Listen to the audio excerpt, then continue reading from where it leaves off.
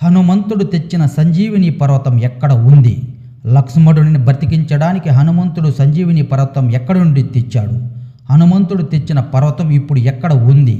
సంజీవిని పర్వతంలో ఉండే అతి ముఖ్యమైన మూలికలు ఏమిటి? ఈ అన్ని విషయాల గురించి ఇప్పుడు ఒక్కొక్కటిగా తెలుసుకుందాం.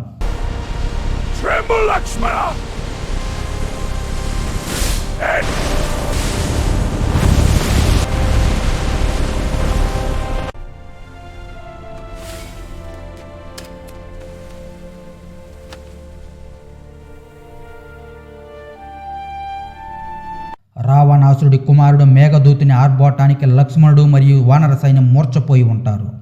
అప్పుడు విభీషణుని సలహా మేరకు లంకలో ఉన్న సుసేనుడు అనే వైద్యుడిని పిలవగా సుసేనుడు లక్ష్మణుడిని చూసి వీరు బ్రతకాలంటే 4 చెట్ల మూలికలను తేవాలని అన్నారు.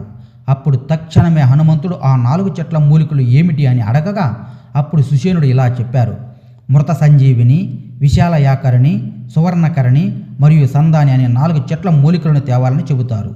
ఈ అన్ని చెట్ల మూలికలు దొరికేది ద్రోణగిరి పర్వతం పైన అని చెప్పగానే హనుమంతుడు అక్కడ నుండి తేవడానికి వెళ్ళాడు.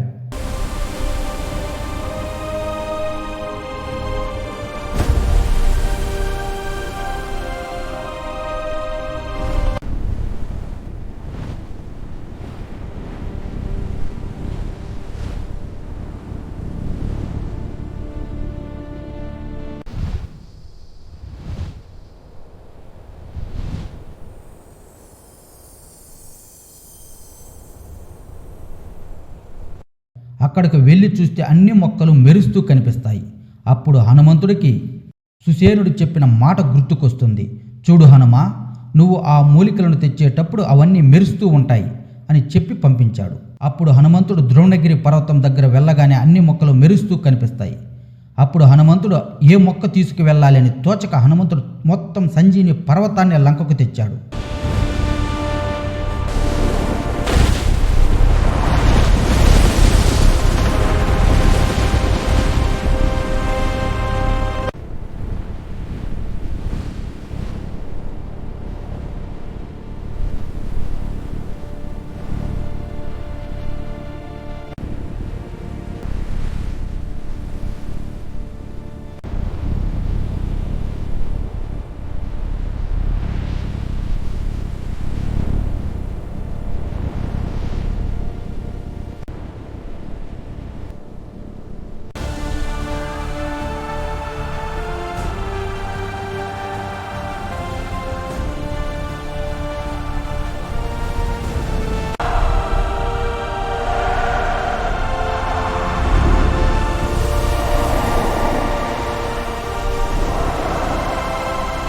అప్పుడు సుశీనుడు లక్ష్మణుడికి చికిత్స వైద్యం చేకూర్చాడు.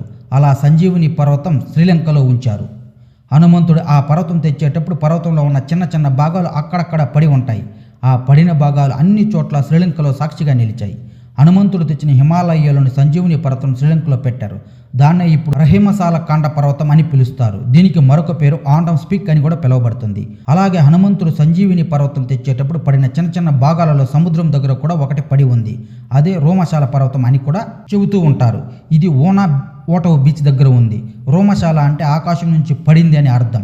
రోమశాల పర్వతంలో ఉన్న మట్టి మరియు చెట్లు అక్కడ ఉన్న వేరే పర్వతాల కంటే విభిన్నంగా ఉంటాయి. ఈ చెట్ల మొక్కలు అన్ని విచ్చలవిడిగా పెరుగుతుంటాయి.